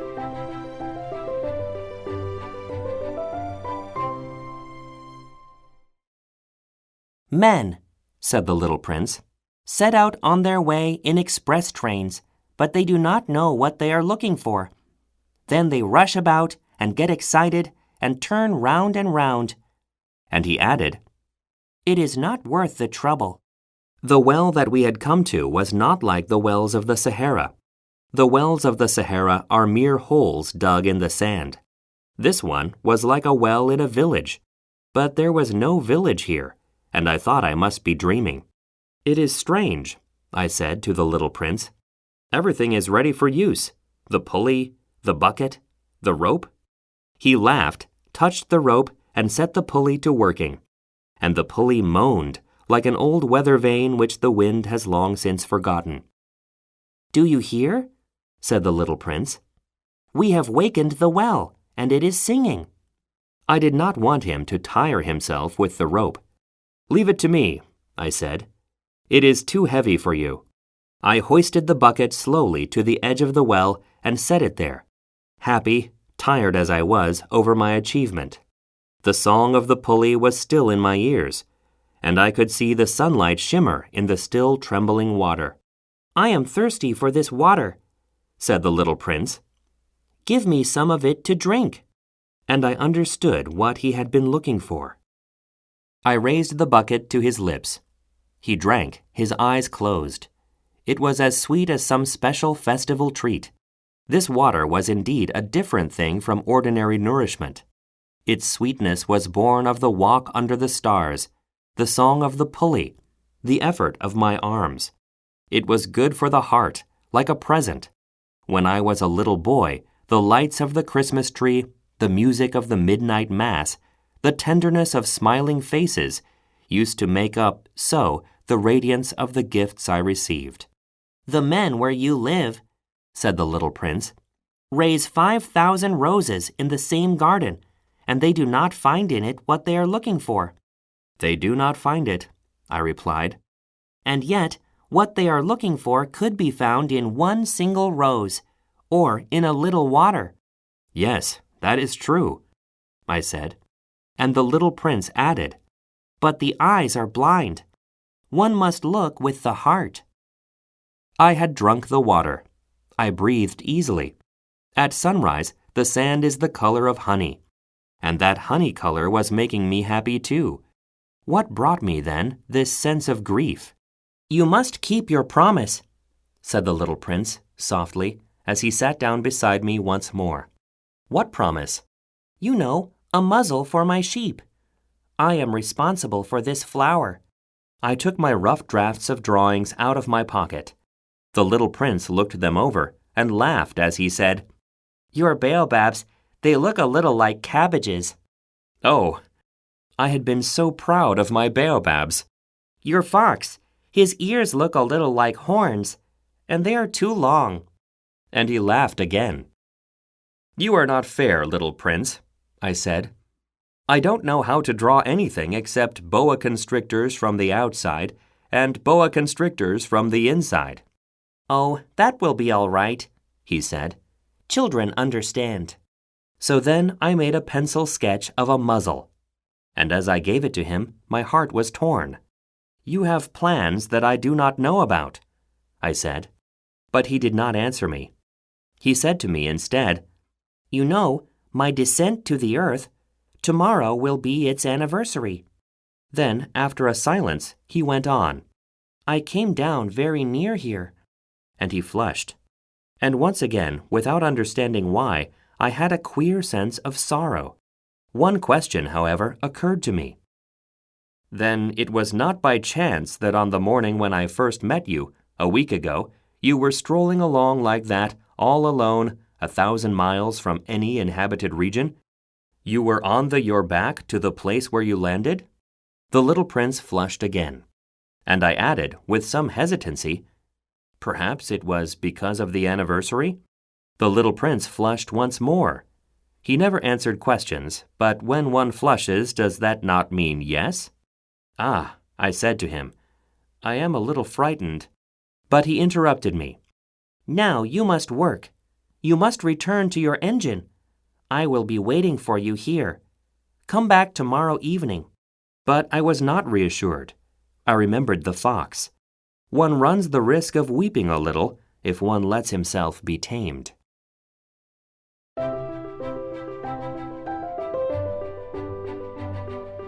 Chapter 26.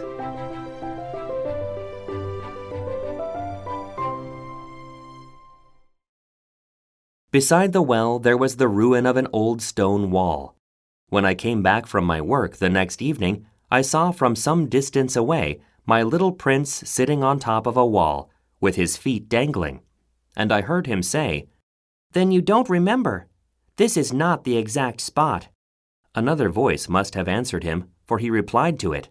Yes, it is the right day, but this is not the place. I continued my walk toward the wall. At no time did I see or hear anyone. The little prince, however, replied once again. Exactly. You will see where my track begins, in the sand. You have nothing to do but wait for me there. I shall be there tonight. I was only 20 meters from the wall, and I still saw nothing. After a silence, the little prince spoke again. You have good poison? You are sure that it will not make me suffer too long?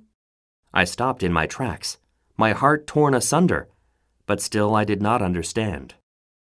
Now go away, said the little prince. I want to get down from the wall. I dropped my eyes then to the foot of the wall, and I leaped into the air. There before me, facing the little prince, was one of those yellow snakes that take just 30 seconds to bring your life to an end. Even as I was digging into my pocket to get out my revolver, I made a running step back.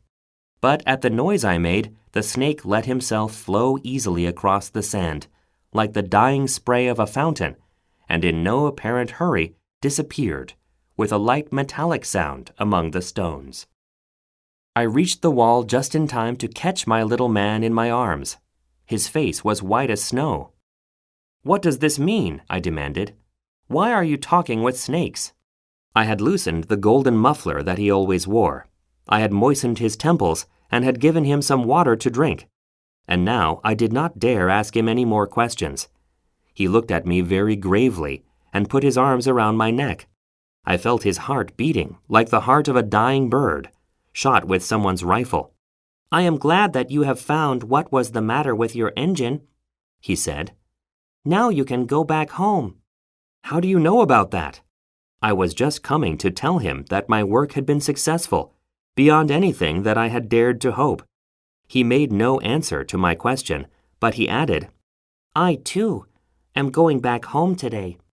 Then, sadly, It is much farther. It is much more difficult. I realized clearly that something extraordinary was happening. I was holding him close in my arms as if he were a little child, and yet it seemed to me that he was rushing headlong toward an abyss from which I could do nothing to restrain him. His look was very serious, like someone lost far away. I have your sheep, and I have the sheep's box, and I have the muzzle. And he gave me a sad smile. I waited a long time. I could see that he was reviving little by little. Dear little man, I said to him, you are afraid. He was afraid, there was no doubt about that, but he laughed lightly. I shall be much more afraid this evening. Once again, I felt myself frozen by the sense of something irreparable, and I knew that I could not bear the thought of never hearing that laughter any more. For me, it was like a spring of fresh water in the desert. Little man, I said, I want to hear you laugh again. But he said to me, Tonight, it will be a year. My star, then, can be found right above the place where I came to the earth a year ago. Little man, I said, tell me that it is only a bad dream, this affair of the snake and the meeting place and the star. But he did not answer my plea. He said to me instead, The thing that is important is the thing that is not seen. Yes, I know. It is just as it is with the flower. If you love a flower that lives on a star, it is sweet to look at the sky at night. All the stars are abloom with flowers. Yes, I know. It is just as it is with the water. Because of the pulley and the rope, what you gave me to drink was like music. You remember how good it was. Yes, I know. And at night, you will look up at the stars. Where I live, everything is so small that I cannot show you where my star is to be found. It is better like that. My star will just be one of the stars for you. And so you will love to watch all the stars in the heavens. They will all be your friends. And besides, I am going to make you a present.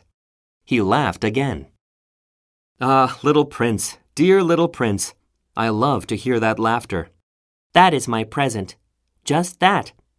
It will be as it was when we drank the water. What are you trying to say? All men have the stars, he answered, but they are not the same things for different people. For some who are travelers, the stars are guides. For others, they are no more than little lights in the sky. For others, who are scholars, they are problems. For my businessman, they were wealth. But all these stars are silent. You alone, will have the stars as no one else has them. What are you trying to say? In one of the stars, I shall be living. In one of them, I shall be laughing. And so it will be as if all the stars were laughing when you look at the sky at night. You, only you, will have stars that can laugh. And he laughed again. And when your sorrow is comforted, time soothes all sorrows, you will be content that you have known me. You will always be my friend. You will want to laugh with me. And you will sometimes open your window, so, for that pleasure. And you will sometimes open your window so, for that pleasure. And your friends will be properly astonished to see you laughing as you look up at the sky. Then you will say to them, "Yes, the stars always make me laugh." And they will think you are crazy. It will be a very shabby trick that I shall have played on you. And he laughed again. It will be as if, in place of the stars, I had given you a great number of little bells that knew how to laugh. And he laughed again. Then he quickly became serious. Tonight, do not come. I shall not leave you, I said. I shall look as if I were suffering. I shall look a little as if I were dying. It is like that. Do not come to see that. It is not worth the trouble. I shall not leave you. But he was worried. I tell you, it is also because of the snake. He must not bite you. Snakes, they are malicious creatures. This one might bite you just for fun. I shall not leave you. But a thought came to reassure him. It is true that they have no more poison for a second bite. That night, I did not see him set out on his way. He got away from me without making a sound. When I succeeded in catching up with him, he was walking along with a quick and resolute step. He said to me merely, "Ah, you are there." And he took me by the hand. But he was still worrying. "It was wrong of you to come. You will suffer. I shall look as if I were dead, and that will not be true." I said nothing. "You understand, it is too far. I cannot carry this body with me. It is too heavy." I said nothing. "But it will be like an old abandoned shell. There is nothing sad about old shells." I said nothing. He was a little discouraged, but he made one more effort. It will be very nice. I, too, shall look at the stars. All the stars will be wells with a rusty pulley. All the stars will pour out fresh water for me to drink." I said nothing. "That will be so amusing. You will have 500 million little bells, and I shall have 500 million springs of fresh water." And he too said nothing more because he was crying. "Here it is. Let me go on by myself." And he sat down because he was afraid. Then he said again, My flower. I am responsible for her, and she is so weak. She is so naive. She has 4 thorns of no use at all to protect herself against all the world." I too sat down because I was not able to stand up any longer. "There now. That is all." He still hesitated a little, then he got up. He took one step. I could not move. There was nothing but a flash of yellow close to his ankle. He remained motionless for an instant. He did not cry out. He fell as gently as a tree falls. There was not even any sound because of the sand.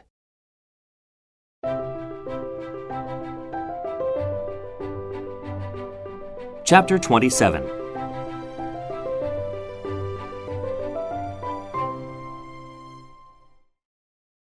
And now 6 years have already gone by. I have never yet told this story. The companions who met me on my return were well content to see me alive. I was sad, but I told them, I am tired. Now my sorrow is comforted a little. That is to say, not entirely, but I know that he did go back to his planet, because I did not find his body at daybreak. It was not such a heavy body, and at night I love to listen to the stars. It is like 500 million little bells. But there is one extraordinary thing. When I drew the muzzle for the little prince, I forgot to add the leather strap to it. He will never have been able to fasten it on his sheep. So now I keep wondering, what is happening on his planet? Perhaps the sheep has eaten the flour. At one time I say to myself, surely not. The little prince shuts his flour under her glass globe every night, and he watches over his sheep very carefully. Then I am happy, and there is sweetness in the laughter of all the stars. But at another time I say to myself, at some moment or other one is absent-minded, and that is enough. On some one evening he forgot the glass globe, or the sheep got out, without making any noise in the night. And then the little bells are changed to tears. Here, then, is a great mystery. For you who also love the little prince, and for me, nothing in the universe can be the same if somewhere, we do not know where, a sheep that we never saw has, yes or no, eaten a rose. Look up at the sky. Ask yourselves, is it yes or no? Has the sheep eaten the flour? And you will see how everything changes. And no grown-up will ever understand that this is a matter of so much importance. This is, to me, the loveliest and saddest landscape in the world. It is the same as that on the preceding page, but I have drawn it again to impress it on your memory. It is here that the little prince appeared on earth and disappeared. Look at it carefully so that you will be sure to recognize it in case you travel someday to the African desert. And if you should come upon this spot, please do not hurry on. Wait for a time exactly under the star. Then, if a little man appears who laughs, who has golden hair, and who refuses to answer questions, you will know who he is. If this should happen, please comfort me. Send me word that he has come back.